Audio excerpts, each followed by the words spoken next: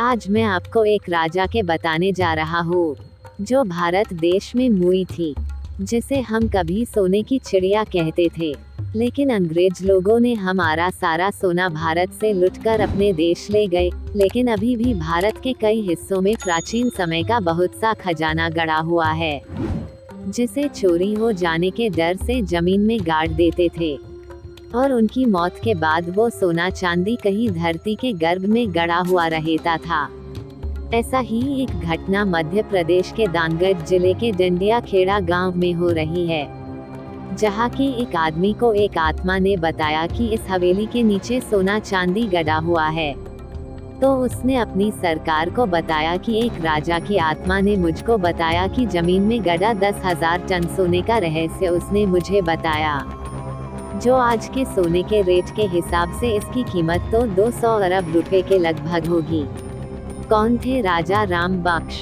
कहां से आया है यह सोना? कैसे मौत हुई राजा की?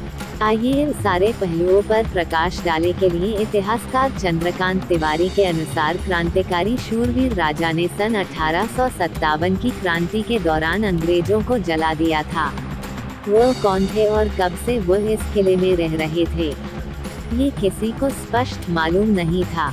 यहाँ के इतिहासकारों की माने तो 4 जून 1856 की क्रांति में दिलेश्वर मंदिर में छिपे 12 अंग्रेज को जिंदा जला दिया था।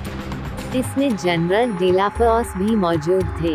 कहा जाता है कि राजा चंडिका देवी के बहुत बड़े भक्त थे। वो रोजाना सुबह मां चंडिका के दर्शन करने के बाद ही सिंहासन पर बैठते थे। लोगों के अनुसार राजा पूजा करने के बाद अपने गले में एक फूलों की माला जरूर पहनते थे। यही वजह है कि अंग्रेजों को जिंदा जलाने की सजा के रूप में फांसी की सजा सुनाई गई और उनको फांसी पर लटकाया गया, तो उन्हें कुछ नहीं हुआ। इस तरह 3 बार उनको फांसी दी गई मगर राजा को कुछ नहीं हुआ।